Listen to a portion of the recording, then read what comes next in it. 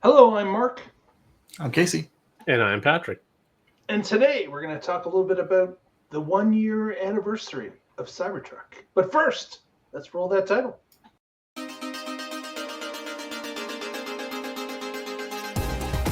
You're watching the Tesla Life Express! The 4-year anniversary of Cybertruck? The four what? The 4-year anniversary of Cybertruck? The 1 year. It just feels like 4 years? It just feels like 4 years. How long from That's announcement right. to now? Right. No, we're talking about actual production anniversary. Fair enough. So if you remember correctly, last December, Cybertruck first came out with the first few models that were for public sale. And here we are a year later, and the Cybertruck Foundation series in the United States has come to a close.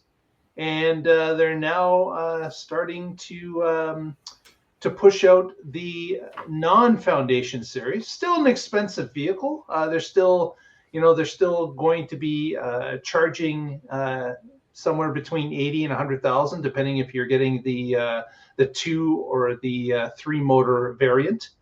And we just thought that this would be a good time to talk a little bit about the 1 year anniversary and what we've seen over that period of time.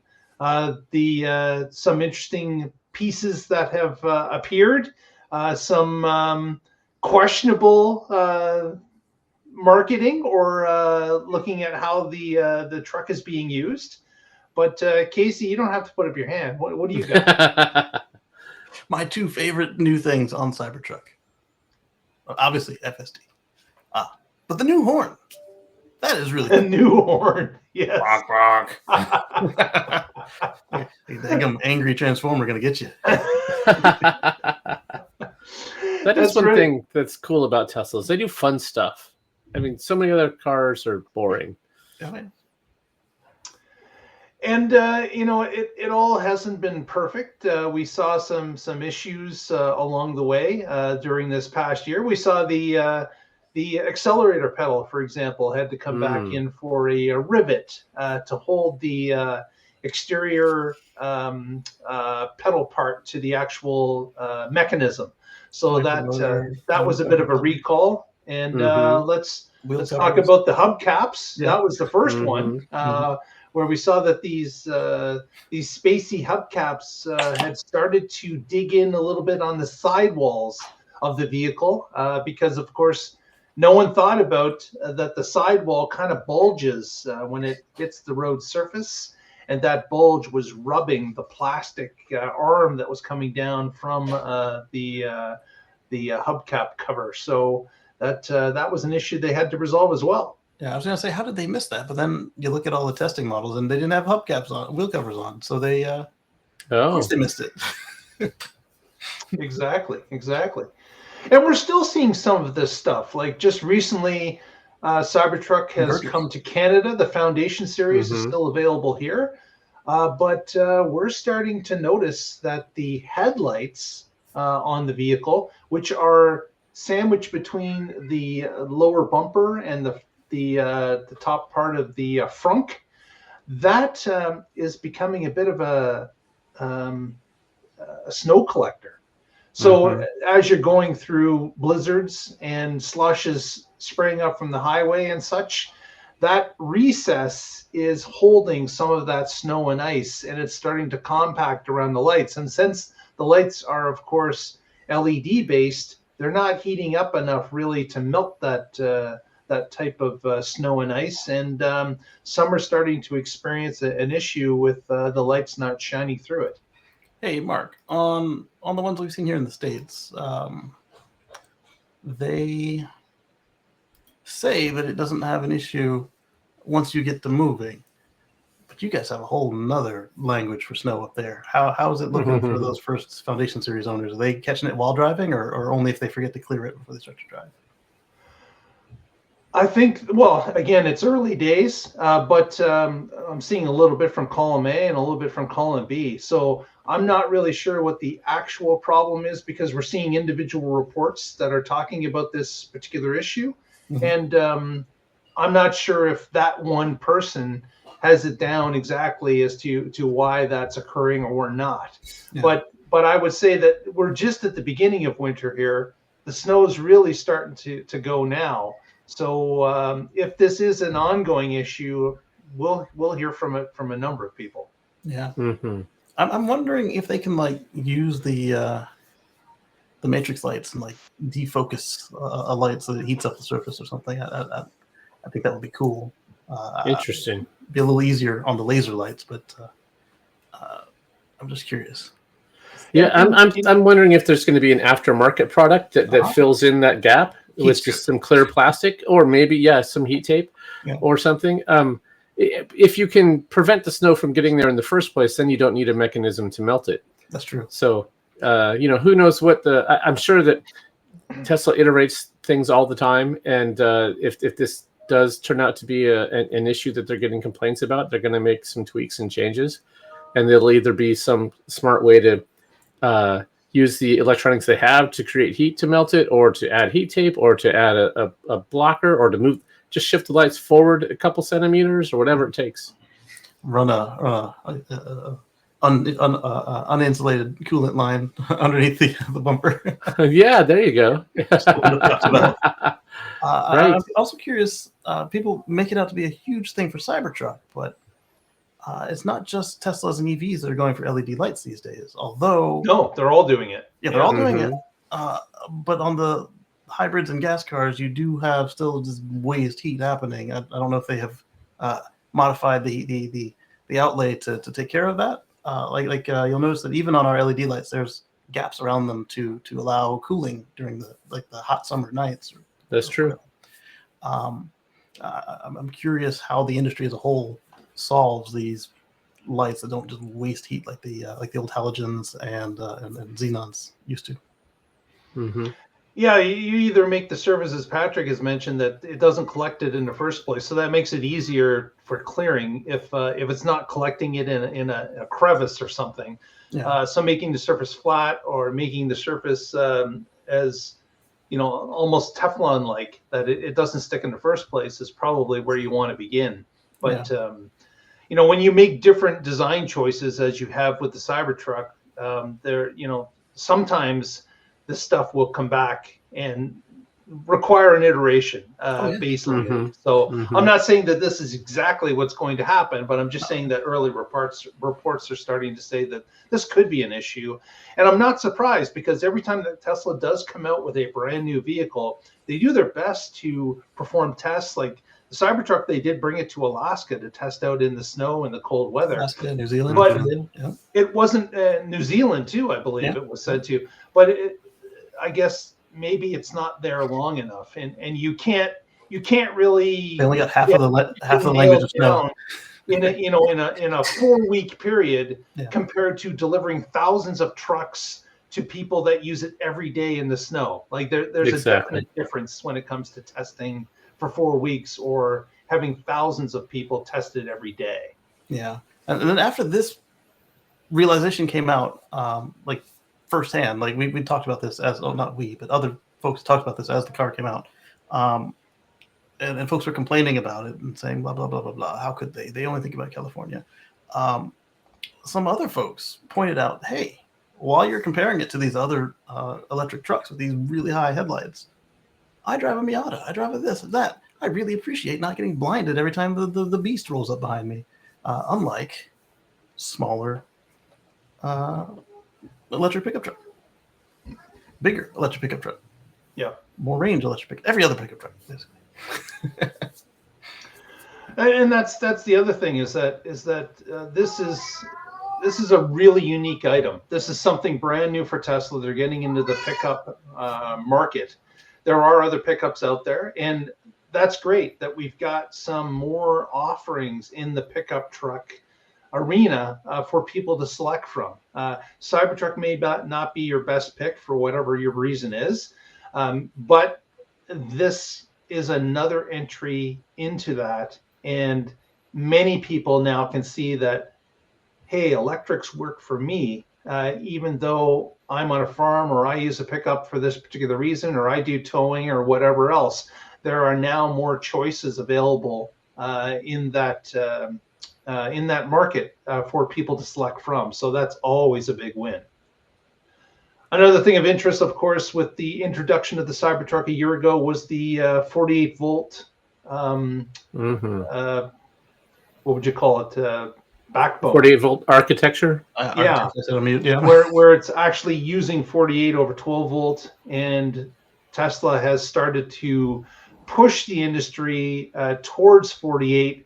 It will be interesting to see what the next release of a Tesla vehicle is, if they start to incorporate that 48 volt into other vehicles.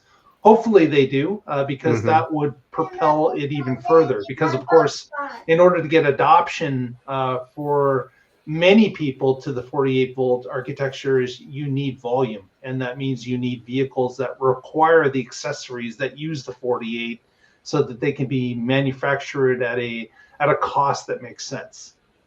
And the ether loop, doing all the same stuff, but for data. Exactly. Right. I can see the 48 volt being adopted by the entire industry, just as we saw NACS adopted by the entire U.S. industry. 48 volt is going to do the same. And much like, the legacy automakers are not going to move quickly, but they're going to move because it's more cost effective. Yeah, and then Tesla released the standard that they're using for their connectors for the mid voltage, low voltage system. Recently, we talked about that here a few weeks ago, and I think that will speed up. Everybody else is doing it for two reasons. One, any of the outside suppliers that Tesla still uses that they haven't brought in-house, they'll have to do 48 volt if they want to do business with Tesla, and then with that easy connector, Mazda and Ford can say, hey, I want this connector. Don't make me a Mazda low voltage and a Ford low voltage, and then, oh, heaven forbid, we have to do a collaboration car and figure out whose low voltage connector is on it. No, just use the standard. Right. Yeah. 4-wheel steering, the Mega Wiper, steer by wire, an all stainless steel body. Lots of new things that are being thrown at the market at this time. So again, thousands of trucks have been produced at this point. Mostly all, right to this point, have been Foundation Series. But this year, coming up in 2025, we should see how well the truck starts to sell at an $80,000 price point. And hopefully, maybe by the end of this coming 2025, maybe we'll see a little bit of a lower priced option. Maybe a single motor will come to town at some point. That, of course, is based on what the demand is and how many vehicles are being produced in Texas. That ramp has continued to go up. We've seen recently that Tesla has asked their workers to have a 3-day holiday on the Cybertruck line, but there's a lot of rumors swirling around that this may be just readjustment of the lines, because it looks like the tunnel that was built recently at Texas is about to open too. So there is some speculation that they're moving lines around so that the trucks come off the line and then head right into the tunnel or close to the tunnel, so they can go over to the lot for fueling of their batteries and then off to customers. Yeah, some of the folks who have a financial incentive for this to be a failure event, I saw them cheering with glee. Look, they can't even sell enough. They need to slow down so that it matches, blah, blah, blah. However, look at the time of the year and the fact that, one, they're in the middle of a push to make sure that they sell the most ever, but also, as Mark said, they have just made some changes to the exterior of the factory. Why the heck would they not make some changes to the vehicle itself? And it would just take some time to change out the stations and reprogram some robots. And because if it was a real issue, wouldn't it be like a week or 2 weeks, not 3 days? Yeah. So that's it's going to be interesting to see. 2025 should really be the year of the Cybertruck. The volume should really kick up. They're getting, after years under their belt, I'm sure they've learned a lot in the production bays. They understand where they can speed things up, how they can make it more efficient. And of course, that can, with the volume, drive down the price of the vehicles too. So profits can go up, or they can reduce the price somewhat to lure in even more customers. So it's going to be interesting. When we see the extender, and if this could be, it's a little early, I think, for the extender, but when we see the extender, and if we see the extender, or will we just see just a new 2.0 or 1.5 pack that's just got the 500 miles just without giving up any of the bed space? Yeah, that's another thing that was promised, was the extender, and that's gone through a few iterations in timetable, in its size. So there's a few things that are still up in the air. It'll be interesting to see how that is handled. Yeah. Mm-hmm. I'm also curious how that thing will supercharge.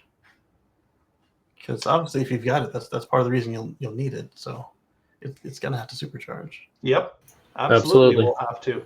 Yeah, and that's another plus, is that the V4s that are going to be introduced in 2025, basically the only vehicle that's going to be able to take that in is going to be the Cybertruck. Right. So, to start with, maybe semi in the future, but right now Cybertruck is going to be the only thing that will be able to take that full-on larger charge. Yeah, that's a good question. Does the Semi Mark Zero take the megacharger, the new megacharger? Don't know. Good question. The other thing is, as we were speculating before about the connections of having an extender in the bed or wherever, but in the bed currently, we have to remember this is a 800 volt architecture. So if they don't do the split pack thing for the extended pack, then the cables can be a lot smaller and thinner and cheaper and easier to armor and all of that. So, like, if you're just supercharging the main pack and then it up boosts it back into the small one, or they'll have enough V4s deployed by then that it'll just be 1,000 volts anyway. The calculus could change over having a Cybertruck versus one of the ones that has a battery that weighs as much as a Honda Civic, Honda Corolla, or Honda Corolla, or one of those. Just say you get your 500 miles. It won't cost as much. It won't weigh as much. But you will lose some bed space. We shall see. But what do you think out there? Is 2025 going to be the year of the Cybertruck? What do you think its successes will be, or do you think it's going to be a bit of a downfall or a backup? So let us know in the comments. We'd like to see your opinion as to what 2025 will be with the Cybertruck. I'm gonna go. What country gets it next? That too, yes. That's an interesting one. Yeah, we saw some news that China may not be as far up on the list as was being indicated by the appearances and the statements that were coming from people. Doesn't mean it's a no. It's just definitely not next. We still saw the folks in down under in Australia and New Zealand. They're still targeted because they've got the space and they like utes. So that is. But they're right-hand drive, right? This is a drive-by-wire car. Yep. They are right-hand drive, but it is drive-by-wire. So and when has that stopped them before? You got the grabber, the Tesla Reacher. Oh, that's funny. As long as the Reacher will reach across this new vehicle, I think they could go for it. So I'm going to go out on a limb and say that this will be the year of the Cybertruck promises coming through. This will be the most Cybertruck of this edition before any sort of refresh that we will have been able to see since the prototype that they showed us before they changed everything. And then after this, if you don't get it this year or next year, then at that point, just wait for the Island Juniper edition. But you can be waiting for a while because as long as they're selling, there's no reason to change anything other than color. Oh, yeah. That's true. I certainly see a lot of them around in my neighborhood here in the Oregon, Portland, Beaverton area. There's a bunch of them driving around. Yeah, there's 2 or 3 here. I would not have expected, but they're there and they look great. One's wrapped. Well, no, actually, there's more than 3 then because there's 3 of them that are wrapped. So 6 at least. Yep. Very good. Very good. I think we'll wrap it. Patrick, any shout-outs? As always, I'm with the Oregon Electric Vehicle Association. You can find us at oeva.org, and I blog occasionally at carswithcords.net, where I write about my future free from fossil fuels. Yeah. Bingo. Casey. So catch us on Friday. Well, no, this is Friday. So catch us on Sunday for Let's Chat with Casey and friends over at youtube.com/Casey Green. Then come back for part 2, edition 2 of the Tesla Life Express on Monday, same time, same place. And on Wednesday, we'll catch you live and we'll chat and interact with you. And we hope to see you there. Perfect. Thanks so much for joining us. If you haven't already, press that thumbs up, press that subscribe, help us out. Thanks so much. We'll catch you next time on The Tesla Life. Bye-bye now. How many times can I push stop?